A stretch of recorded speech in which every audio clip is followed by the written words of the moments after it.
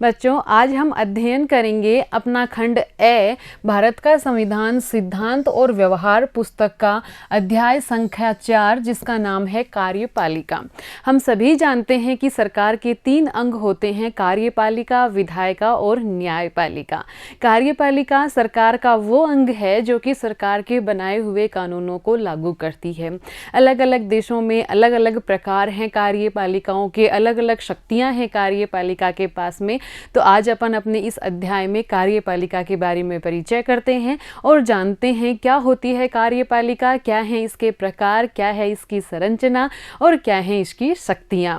तो इस अध्याय की अपन शुरुआत करें इससे पहले अपन ये जान लेते हैं कि इस अध्याय के अंत तक पहुंचते पहुंचते अपन किन किन बातों का ज्ञान कर पाएंगे। देखिए, हम जान पाएंगे संसदीय और राष्ट्रपति प्रणाली की कार्य प्रणाली में अंतर कर पाएंगे। हम अंतर कर पाएंगे, 2 प्रकार की प्रणालियां हमें देखने को मिलेंगी जब हम इस चैप्टर को पढ़ेंगे। एक संसदीय प्रणाली और दूसरी अध्यक्षात्मक प्रणाली, जिसको राष्ट्रपति प्रणाली भी कहा जाता है। तो इन दोनों में अपन अंतर कर पाएंगे कि संसदीय प्रणाली में कार्यपालिका किस प्रकार की होती है और राष्ट्रपति प्रणाली में कार्यपालिका किस प्रकार की होती है, क्या क्या उसकी शक्तियां होती हैं, क्या क्या संरचना होती है। भारत के राष्ट्रपति की संवैधानिक स्थिति को समझ पाएंगे, मंत्रिपरिषद की संरचना और कार्यों के बारे में जान पाएंगे, प्रशासनिक मशीनरी में महत्व और कार्यों के बारे में जान पाएंगे। ये सारी बातें अपन जान पाएंगे ये पूरा चैप्टर पढ़ने के बाद में। तो सबसे पहले अपन जानते हैं कि कार्यपालिका क्या होती है।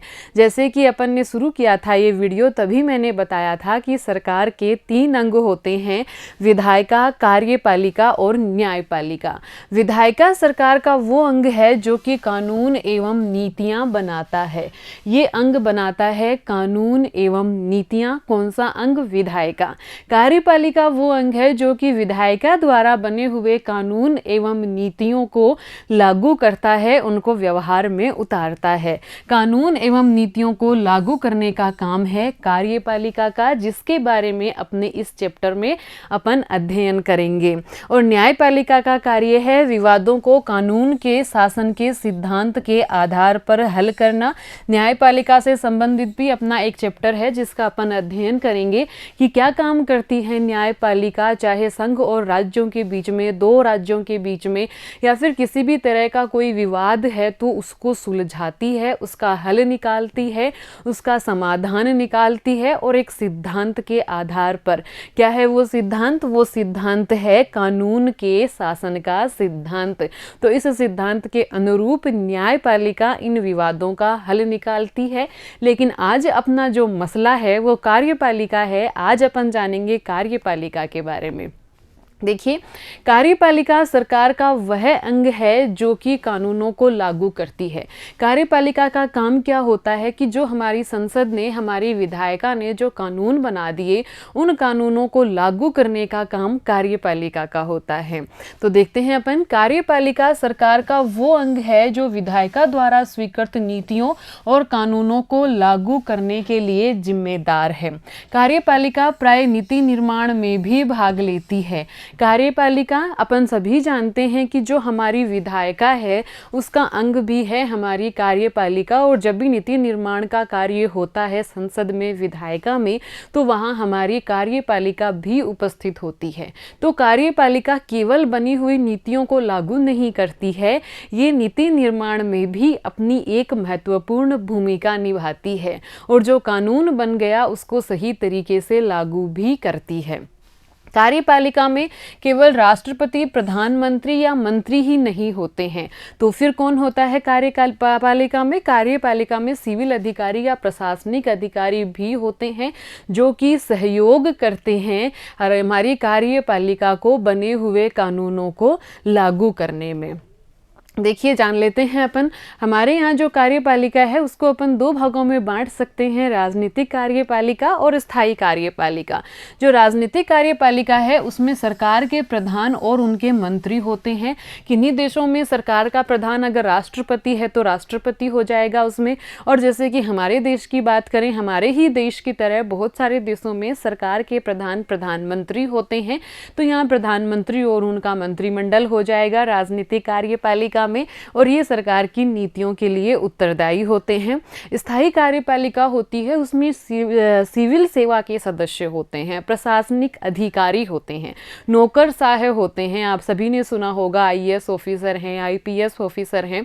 तो ये सारे के सारे लोग आते हैं स्थायी कार्यपालिका में और ये रोज रोज के प्रशासन के लिए उत्तरदायी हैं। रोज रोज जो भी कार्य करने होते हैं, कानून लागू करने से संबंधित जो भी कार्य हैं, वो कार्य हमारे ये प्रशासनिक अधिकारी करते हैं। कार्यपालिका के नाम अलग अलग हैं अलग अलग देशों में। कहीं राष्ट्रपति नाम है, कहीं चांसलर नाम है, कहीं प्रधानमंत्री और उनकी मंत्री परिषद है। तो अलग अलग देशों में कार्यपालिका के अलग अलग नाम हमें देखने को मिलते हैं। तो चलिए जानते हैं अपन कार्यपालिका के प्रकार के बारे में कि ये कार्यपालिका कितने प्रकार की होती है। यानी सरकार का वो अंग जो कि कानूनों को लागू करता है, जो कि नियमों को लागू करता है, वो कितने प्रकार की कार्यपालिका है, उस अंग को कितने प्रकार में अपन बांट सकते हैं। तो इस अंग को कार्यपालिका को दो प्रकारों में विभाजित किया जाता है। तो पहला जो प्रकार है वो है सामूहिक नेतृत्व के सिद्धांत के आधार पर और दूसरा जो प्रकार है वो है एक व्यक्ति के नेतृत्व के सिद्धांत के आधार पर। एक है सामूहिक नेतृत्व यानी कि एक समूह का नेतृत्व देता है ये वाला प्रकार, जबकि दूसरा प्रकार है वो एक व्यक्ति का नेतृत्व प्रदान करता है। तो सामूहिक नेतृत्व के आधार पर कार्यपालिका दो प्रकार की होती है, संसदीय प्रणाली है और दूसरी है अर्ध अध्यक्षात्मक प्रणाली। पहले अपन बात कर लेते हैं संसदीय प्रणाली की। तो संसदीय प्रणाली में क्या होता है कि सरकार का प्रमुख होता है वो प्रधानमंत्री होता है।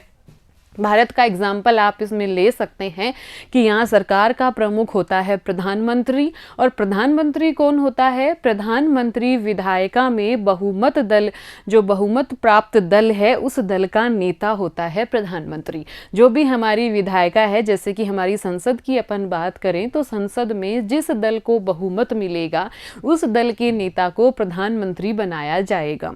तो बहुमत दल का नेता है वो प्रधानमंत्री हमारी सरकार का प्रमुख होता है संसदीय शासन प्रणाली में। और ये विधायिका के प्रति जवाबदेह होता है। ये जो बहुमत दल प्राप्त नेता होता है वो विधायिका के प्रति जवाबदेह होता है। पूरी की पूरी कार्यपालिका है वो विधायिका के प्रति जवाबदेह होती है। और यहाँ पर देश के प्रमुख की अगर अपन बात करें, सरकार का प्रमुख तो प्रधानमंत्री हो गया, लेकिन देश का प्रमुख या राष्ट्र के प्रमुख की बात करें तो अलग अलग राज्यों में अलग अलग व्यवस्थाएं हैं। यहाँ पर अलग अलग देशों में, जैसे कि हमारे देश में जो संवैधानिक राज प्रमुख हैं वो हमारे राष्ट्रपति होते हैं, जिसको अपने नाम मात्र की या फिर औपचारिक कार्यपालिका कहते हैं। कुछ में ये वंशानुगत तरीके से भी होता है देश का प्रमुख, तो इसलिए वहाँ होता है संवैधानिक राजतंत्र। हमारे यहाँ है संसदीय गणतंत्र, क्योंकि हमारे राष्ट्रपति हैं वो निर्वाचित होते हैं। यानी कि देश का प्रमुख या तो राजा होता है या फिर राष्ट्रपति होता है। राजा है, संवैधानिक राजतंत्र हो गया। इन शासन प्रणालियों को संवैधानिक राजतंत्र कहा जाता है क्योंकि राजा निर्वाचित नहीं होता है, वंशानुगत या फिर कोई विशेषाधिकार प्राप्त वर्ग से संबंधित हो सकता है। जबकि संसदीय गणतंत्र की अपन बात करें तो वहां राष्ट्रपति प्रमुख होता है देश का और उसका चुनाव होता है, निर्वाचन होता है। भिन्न भिन्न विधियां हैं इनके निर्वाचन की। हमारे यहाँ अप्रत्यक्ष प्रणाली से राष्ट्रपति का चुनाव किया जाता है। और ये दोनों ही औपचारिक शासन प्रमुख या फिर नाम मात्र की कार्यपालिका होते हैं संसदीय शासन प्रणाली में।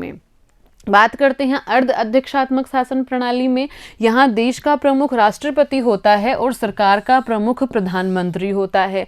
तो ये वाली बात तो इसमें भी थी, संसदीय शासन व्यवस्था में भी तो यही बात थी कि देश के प्रमुख राष्ट्रपति हैं और सरकार के प्रमुख प्रधानमंत्री हैं। अंतर क्या है?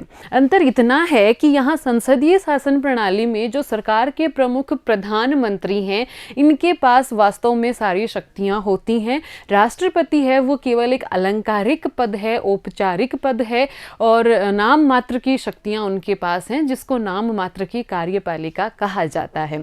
जबकि यहाँ पर राष्ट्रपति के पास भी बहुत महत्वपूर्ण शक्तियां होती हैं और प्रधानमंत्री के पास भी होती हैं। इसलिए इस व्यवस्था को कहा जाता है अर्ध अध्यक्षात्मक व्यवस्था और ये विधायिका के प्रति जवाबदेह होते हैं। फिर आते हैं एक व्यक्ति के सिद्धांत के आधार पर आधारित जो प्रणाली है उसमें, इस प्रणाली को कहा जाता है अध्यक्षात्मक शासन प्रणाली। यहाँ राष्ट्रपति देश का प्रमुख होता है और राष्ट्रपति ही सरकार का प्रमुख होता है। अध्यक्षात्मक शासन प्रणाली में अपन को इस बात का ध्यान रखना है कि यहाँ पर जो राष्ट्र का प्रमुख है, देश का प्रमुख है, वो एक व्यक्ति है जिसका नाम है राष्ट्रपति, और वो किसी बहुमत प्राप्त दल का नेता नहीं होता है, अपितु प्रत्यक्ष चुनावों के द्वारा उसका निर्वाचन होता है। प्रत्यक्ष रूप से वोट डालकर जनता उनको चुनती है, इसलिए वो विधायिका के प्रति जवाबदेह नहीं होते हैं। तो वो किसके प्रति जवाबदेह होते हैं? वो जवाबदेह होते हैं जनता के प्रति। तो देखा अपन ने कि जो शासन प्रणाली है, कार्यपालिका के जो प्रकार हैं वो दो प्रकार हैं। पहला प्रकार है सामूहिक नेतृत्व के सिद्धांत पर आधारित, और दूसरा प्रकार है एक व्यक्ति के नेतृत्व के सिद्धांत पर आधारित। सामूहिक नेतृत्व के सिद्धांत पर आधारित है हमारी संसदीय प्रणाली और अर्ध अध्यक्षात्मक प्रणाली, और एक व्यक्ति के नेतृत्व के सिद्धांत पर आधारित है अध्यक्षात्मक शासन प्रणाली, जिसको राष्ट्रपति प्रणाली भी कहा जाता है। यहाँ एक व्यक्ति राष्ट्रपति है जो वो सरकार का भी प्रमुख है और वो देश का भी प्रमुख है, जबकि सामूहिकता वाले सिद्धांत में सरकार का प्रमुख प्रधानमंत्री होता है और देश का प्रमुख राष्ट्रपति होता है। तो ये थे अपने कार्यपालिका के प्रकार। अब अपन देख लेते हैं एक बार कि कौन कौन से देशों के अंदर किस किस प्रकार की कार्यपालिका की प्रणाली को अपनाया गया है, यानी कि कौन से देश में कौन से प्रकार की कार्यपालिका है, संसदीय है या फिर अर्ध अध्यक्षात्मक है या फिर अध्यक्षात्मक शासन प्रणाली है।